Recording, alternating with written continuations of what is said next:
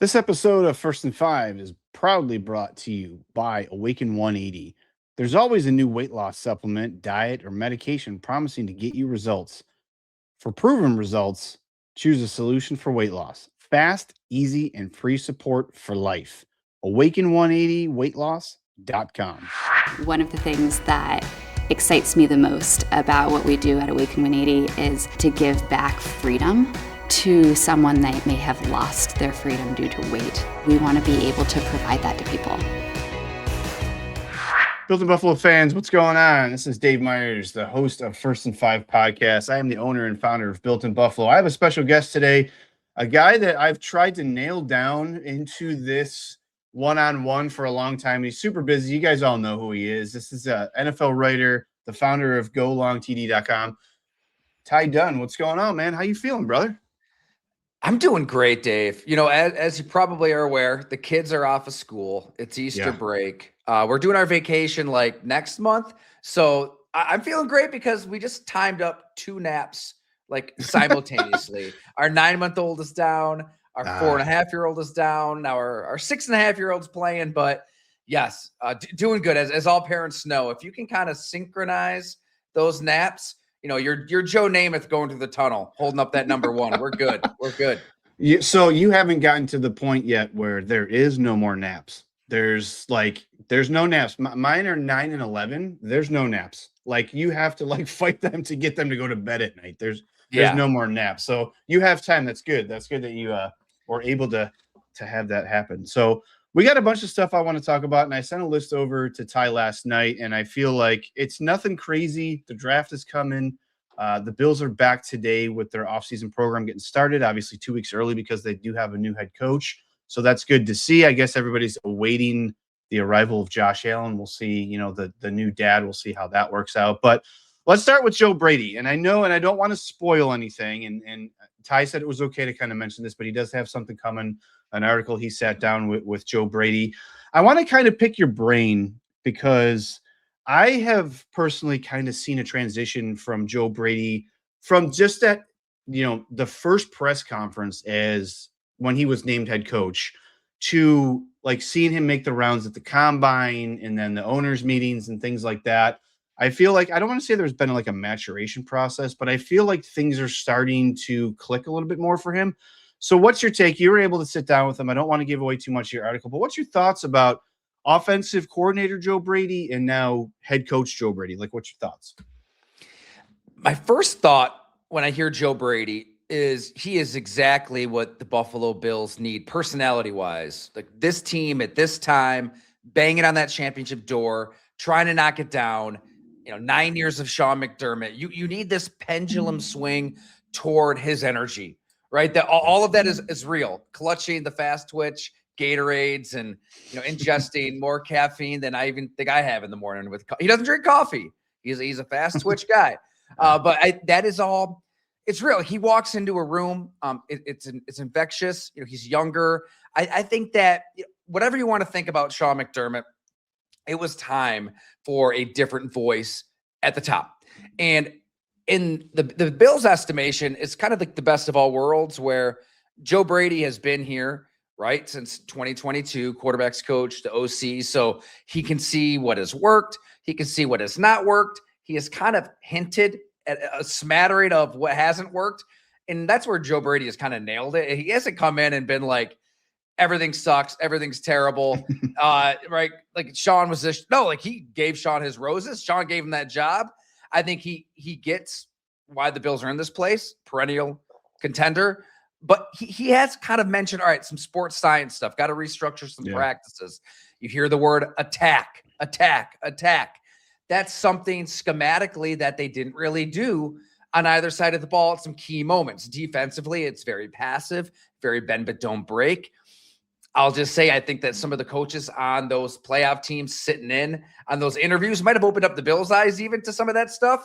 So he wants to disguise. He wants to deceive defensively and do some things that maybe Sean McDermott didn't do. And yeah, offensively, I think he'll have more autonomy. He'll have more say over the crafting of game plans where, going into some of those games, if they played Patrick Mahomes, it was very, okay, we're going to keep away from this quarterback, for example. Let's craft it around that ideal.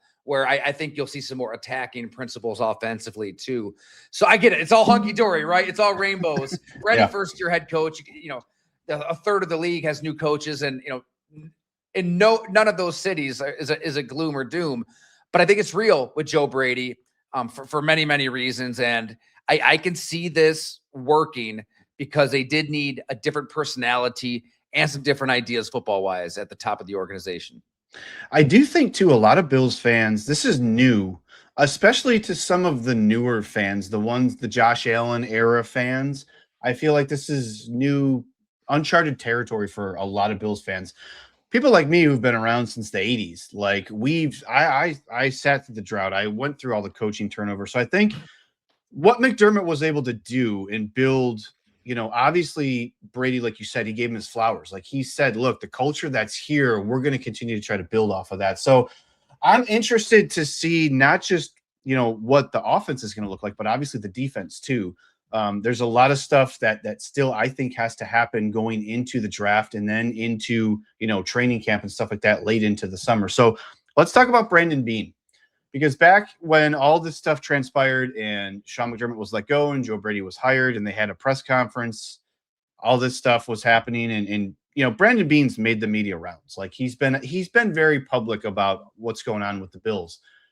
He kept saying that he was going to be aggressive. He wasn't going to shy away from things. He seemingly has kind of, I don't want to say he's done a 180 on the wide receiver talk, but I feel like he's gotten to a point now where he's just trying to bring in good players. So what's your thoughts on Brandon Beane now entering into his 9th season as well? And he was able to stay. He's the guy that's here. He got a promotion. And we're heading into the draft. Do you think like he's done enough? Do you think like there's still some that needs to be done? Like what's your overall thoughts on what Brandon Beane has done since this change has happened? What's interesting too, Dave, is I think there is a tendency for us all to want to have like a Josh Allen conversation and talking heads.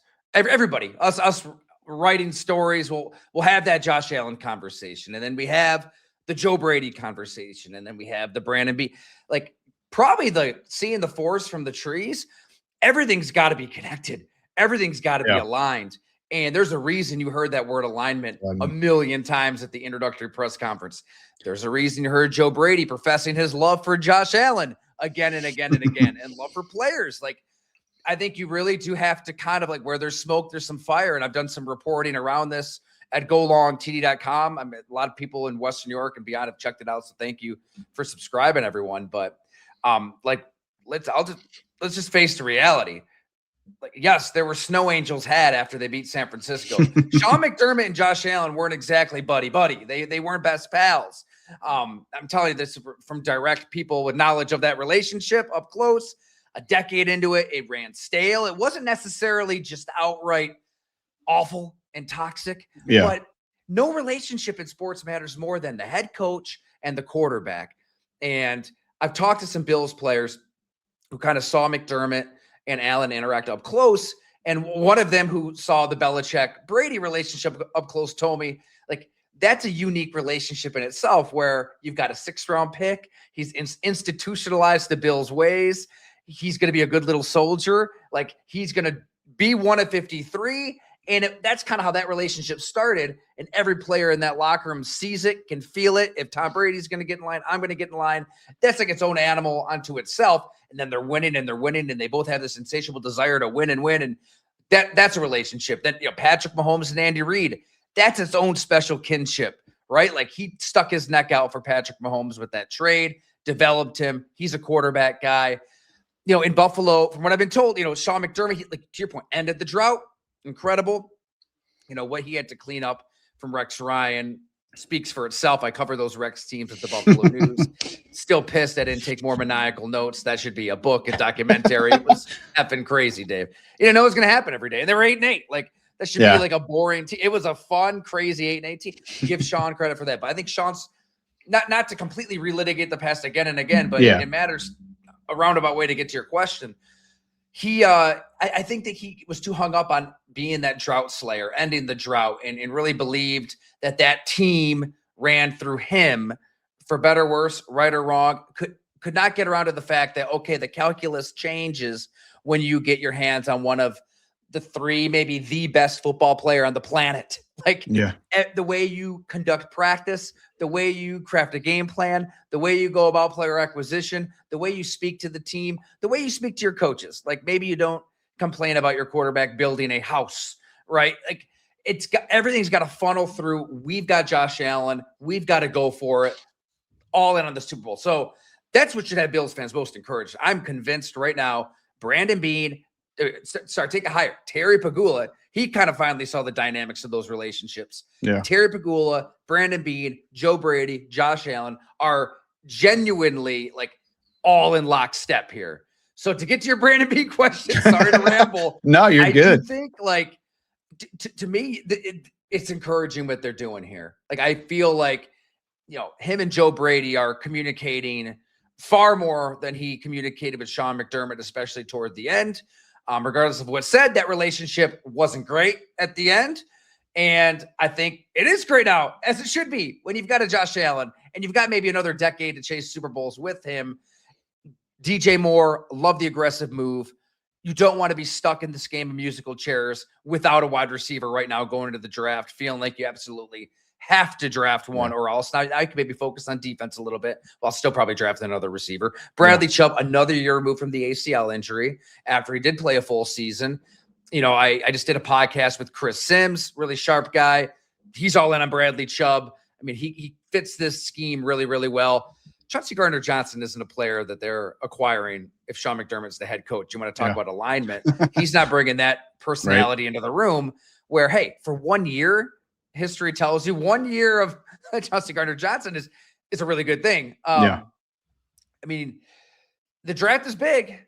You have to get a few more pieces, but I think that they are on the right track. And everybody would love that big swing. Time will tell if they did the right thing here, wide receiver wise. But I think like an unconventional receiver like DJ Moore for an unconventional quarterback like Josh Allen, speaking to one of DJ Moore's former position coaches, he sees that as a perfect fit. Because here's a player, when it's everyone eats, great philosophy, you want your quarterback reading the field, spreading it all over. Look, in the playoffs, when it's the money down in the fourth quarter, you need to just call a play for a dude, and that dude needs to make a play.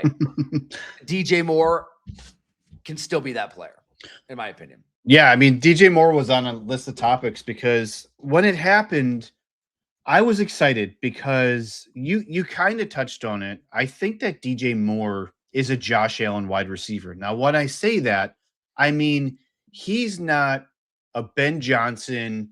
You need to cut on a dime. You need to be right at this hash mark and the ball's coming. DJ Moore is a guy that's going to get open no matter what. It's not going to look conventional. It's going to look extremely unorthodox, but it's also very effective. And I feel like the past couple of years, what Josh hasn't had is that off-script guy, where if Josh is running around, because Josh isn't a throw to a spot guy. Josh is hey, go over there.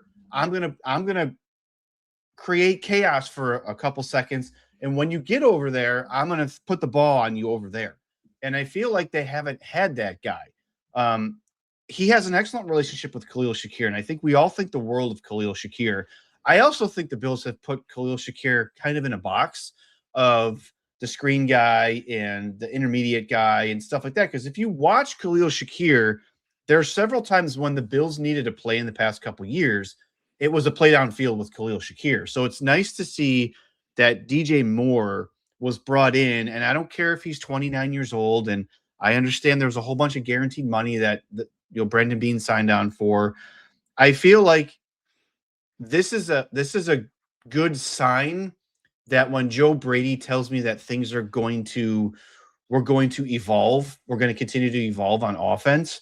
This is a good sign that Brandon Beane is bought into that philosophy with Joe Brady. So what's your thoughts on DJ Moore and kind of like what's your outlook for this offense going forward? Because they are replacing the left guard. We have Dalton Kincaid.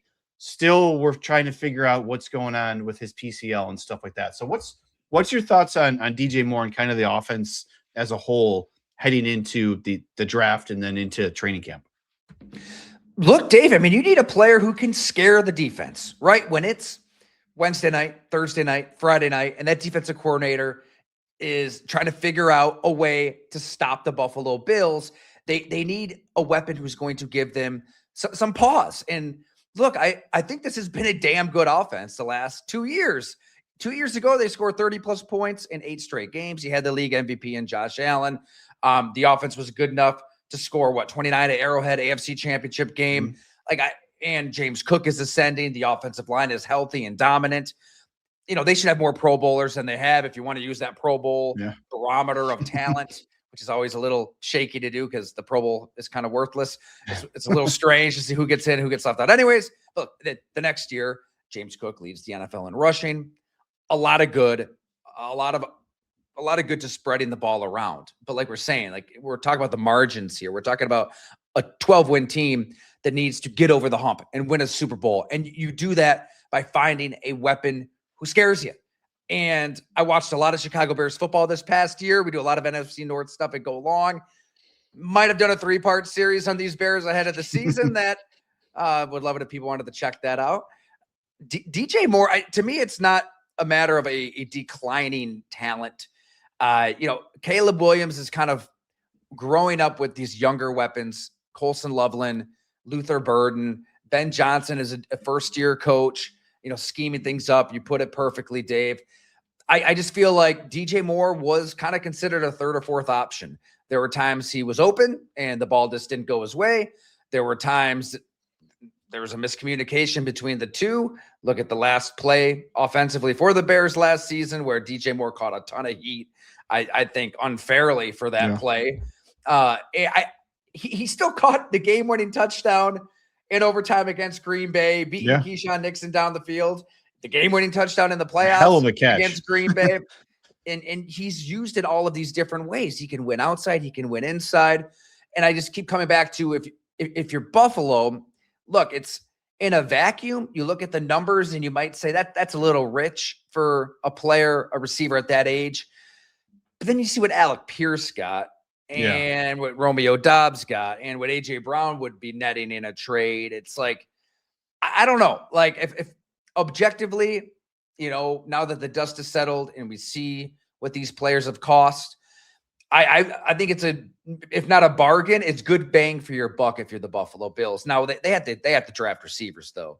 I think if you're going to be critical of the GM, it's not just drafting weapons year in and year out, even in the middle rounds for your quarterback. Green Bay does a great job of that. As Jordan Love is developing for 3 years, they're just drafting receivers nonstop to the point where a Romeo Doubs can leave in free agency. You've got Matthew Golden ready to step in. I don't think they're done. They probably realize they need to draft another receiver. But the big picture, you just need somebody who is going to terrify you. And DJ Moore, I think, still has 2 or 3 peak seasons in him to do that. He can win one-on-one. Not many receivers in the NFL can. Yeah, I think that's the guy that Josh Allen's needed, a guy that can win his one-on-ones and get open. All right, you mentioned the draft. So let's talk about the draft for just a little bit, because obviously it's peak mock draft season, and we got a couple weeks until the draft is here. So 26, what would you do if you were Brandon Beane and you had the card in your hand and you're making the phone call to Roger Goodell? Who are you taking at 26? Not a player, but let's go position. What are you doing at 26? I would be all for more wide receivers, and there'll be somebody who trickles on down to the Bills at 26. You would think, but the DJ Moore move, I believe, gives you some flexibility there, where you're not backed into a corner. Yeah. And look, they need to find some core pieces for a new defense under Jim Leonard. I love the Chubb move. D. Alford is the name that was escaping me earlier. Here's a player who is everything that the Bills are about. When you look from where he came from, against all odds, it's no business being in the NFL. I mean, he's working a full-time job. He thinks football might be over for him. Pound for pound, one of the better defensive players in the sport. I think they just need to. It's not fun, but just a plug, a space eater. Give me somebody in the middle of this defense who can eat up 2 blockers and just push the line of scrimmage the other direction because they've missed that player. Ed Oliver isn't that player. Yeah. Daquan Jones, they've squeezed every ounce of talent and potential and production that they can out of a player like that. It's probably time to draft a Cade McDonald. Really interesting stuff from the scouts and Bob McGinn's draft series at our site right now on him. Maybe it's him. Maybe it's a Christian Miller. One of those just plugs that you can count on, just holding the line, holding the door, and shutting down the run, because there were just too many moments under Sean McDermott with that defense where they got pushed around up front. They're a lighter team. I mean, they've been drafting for his defense, obviously. Yeah. And it's going to be a lighter defense, lighter linebackers, lighter DBs. I think it's still a big man's game. It's football, as long as there's blocking and tackling, and Roger Goodell and the owners haven't just stuck flags in the belts of all these players, which I guess it's going to get there eventually. It's still about violence and physicality. And the Bills, they need a big dude who can shove people around. And those two players I mentioned, in theory, could do that. So we're talking about a big guy that can play defensive tackle. So obviously we've all heard about Dexter Lawrence from the New York Giants, who has formally requested a trade. So if you go by the NFL kind of how the book is written on when guys request trades, it kind of sits out there for a few days. Then reports come out that teams are interested, and then nothing kind of happens for a while.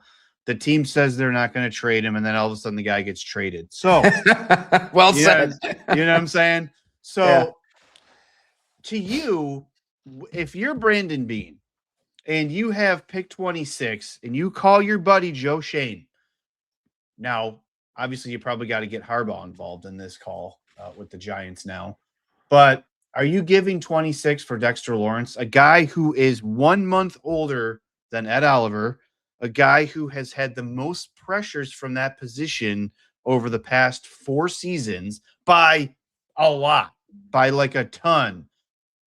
Are you calling Joe Shane and saying, hey, how do we make this happen? Because if you're talking about at 26, you need a big space eater, and that's probably where Brandon Beane might go. It's not the sexy pick, but it is what Joe Brady has been talking about. We haven't been able to, stop the run. Shots fired at Sean McDermott. But so are you making that move? Are you making that call? Are you gauging how interested the Giants would be? It's not in the division. It's different conferences. Like, we all know that Beane reportedly, allegedly, was interested in Quinnen Williams at the trade deadline last season. So what's your thoughts on this whole Dexter Lawrence stuff, and would he be a good fit for the Bills, and can they afford it, and is the trade package too rich, all that good stuff? There's always a way to manipulate the cap. It's always fungible. Right. So yeah, they don't have a lot of room. I mean, they're near the bottom of the NFL in terms of cap space, but if you're all in, I mean, there's a way to convert money to bonuses and create void years and all of that stuff. It's, that I saw that same pressure stat. I think Warren Sharp shared it. It is crazy. I mean, from the nose tackle position, what Dexter Lawrence can give you. He's got 139 pressures in his career. But here's what kind of startles me a little bit is, he had 9 sacks in 2024 in 12 games and only a half a sack in 17 games last year. He's a big man who has played a lot of football. I get it. He's still on the right side of 30. But 109 games, I'll never forget Mike Turkovic, the Packers D-line coach, back when I covered the Packers at the Milwaukee Journal-Sentinel.